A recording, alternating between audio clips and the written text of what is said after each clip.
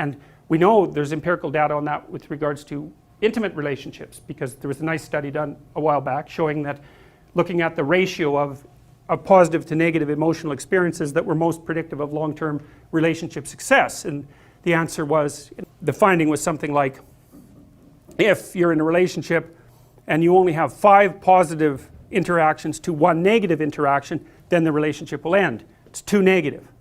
But if you have more than 11 positive interactions to 1 negative interaction, then it also ends. And you think, well, that's pretty peculiar. Why in the world would that be? Don't you want like 100 to 1 positive to negative interactions? And the answer to that is, what makes you think that you want a relationship so that you can be happy? Or at least happy moment to moment. Why do you think that? It's certainly not the case. You know that too, because I bet you there's not a person in this room who hasn't rejected someone because they were too nice to them. Something like that. Person's no challenge. It's something like that. You want someone who, you know, you can get along with them, but now and then they bite you and you think, oh, that's interesting. You know, I didn't really expect that. And then you go and puzzle over it for a while, and that's one of the things that keeps you really linked into the relationship. And the reason for that is that part of the reason that you want the relationship isn't so that you're happy right now. It's so that you can live a high quality life across multiple decades. And so you're looking for someone that you have to contend with, who's going to push you beyond what you already are, and who's going to judge you harshly often for your limitations. Now that'll make you angry and all of that. You don't want someone who thinks you're perfect in your current form, partly because why would you want to go out with someone that deluded? Is that falling in love is not enough for a sustainable marriage. What do you mean by that? Well, I wish I had known that, Jim. And the reason the experience of falling in love is not an adequate foundation for marriage is it's temporary. We've studied it. It has a 2-year lifespan. That's the average. Some a little more, some a little less. And most importantly, to know that when you first fall in love, the brain chemicals and hormones that get produced are the same hormones if you were taking cocaine. So it literally is like a drug high. Everything you want, let me talk to you.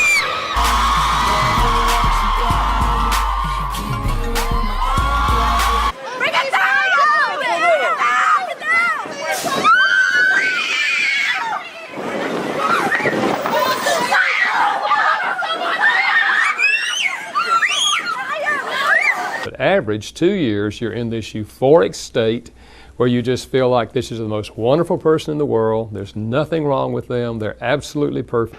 Okay, now we will talk a bit about the ungodly, demonic, worldly, sensual practice of dating. Just so the title is clear, just so you know where I'm coming from. It would be proper to put another word, attach it on to dating. Recreational. Recreational dating. It sounds trite because it is, but that's what it is. Recreational dating. That's basically what goes on, not in the world, but in Christian spheres. Recreational dating. Dating for the fun of it. Getting into some kind of relationship just because you think you would like it. When young Christians or whatever in the church, so I hear, you know, someone's dating or something, I'll walk up to the young guy, let's say he's 16, and I find out, you know, or the girl is 16. I walk over there and I go, hey, what's that? Well, I'm going steady. Well, congratulations. When are you going to get married? What? I go, yeah. When's the date? Oh, I'm not going to get married. Then what are you doing? Well, I'm with him. Why?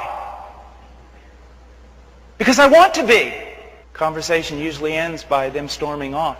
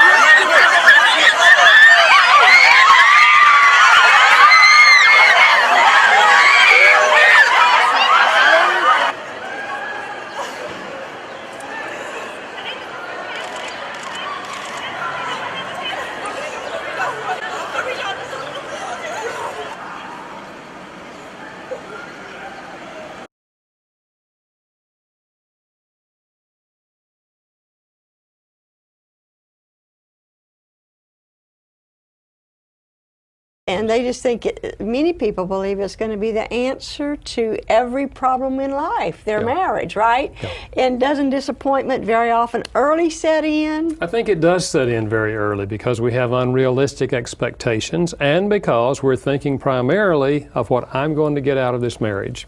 You know, most people who enter marriage didn't enter with the idea that this relationship is going to make me miserable. I can hardly wait to get into it. They got married because they had the idea this relationship is going to make me happy. I'm already happy in the dating relationship, and now when we get married, I'm going to be super happy, and it's going to be forever. And obviously they come down off the high of the in-love experience, and the differences begin to emerge, and they've never been trained on how to process differences, and so they end up arguing and putting each other down, and 2 years into the marriage, they don't even like each other anymore. They wonder why they got married. We've studied it. It has a 2-year lifespan. That's the average. Some a little more, some a little less, but average 2 years, you're in this euphoric state where you just feel like this is the most wonderful person in the world. There's nothing wrong with them. They're absolutely perfect. You know, your mother can see their flaws, yes, but you can't see their flaws. During that stage, they're just perfect. And we think, at least I thought when I got married, this is the real thing. This is it's going to be like this forever. I mean, I've met the right woman, I've got the right feelings, she's got the right feelings. And the reality is that's not an adequate foundation because you're going to come down off the high. And then you're going to have to deal with what Mama said, because Mama saw some things you didn't see. And we're dealing with a real person, we're back in the real world, and everyone has flaws, and now these things surface, our conflicts arise, we don't know how to solve them, we get into arguments, and a year down the road we're asking, why did we get married? Dr. Chapman says the number one thing he hears from couples on the brink is that the spark is gone, and they feel like roommates.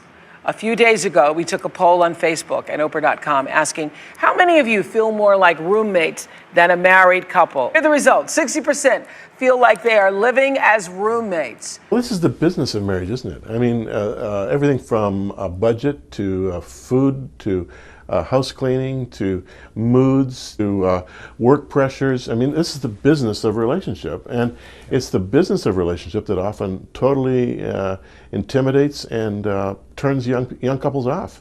Yeah, and I do think it's important in the midst of all of that to keep emotional love alive. And that's why one of the things I say in the book is, I wish I'd known that romantic love has 2 stages. The euphoric stage, then you have to move into the more intentional stage, where you learn how to communicate love to the other person in a language that they will understand. And in that chapter, I give a little overview of the 5 love languages, which has helped so many couples. You do, and I really appreciated that because I hadn't read the 5 love languages.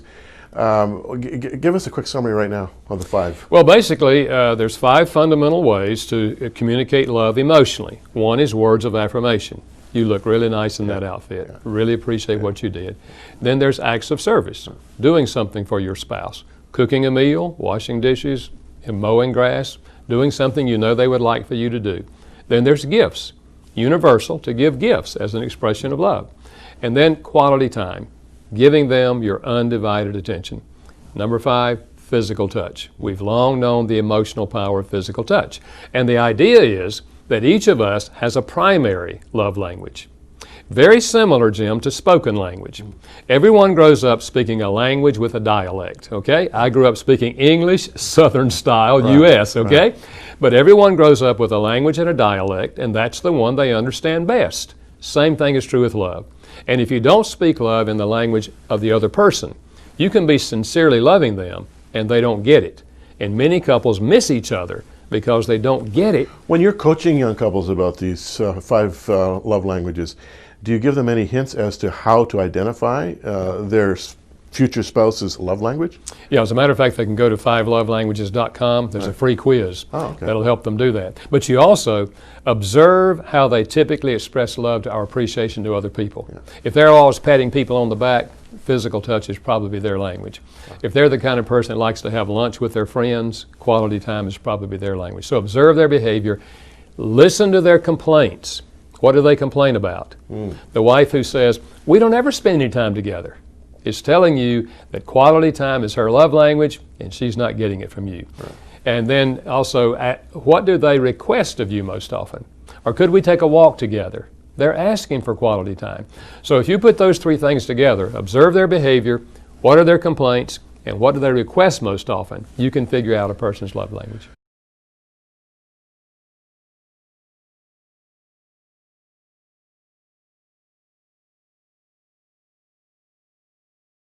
In a relationship. Yes. And they want any one of these things. Yes. They're one who needs that to Yes. feel the love. But you're not naturally one who gives that to feel the love.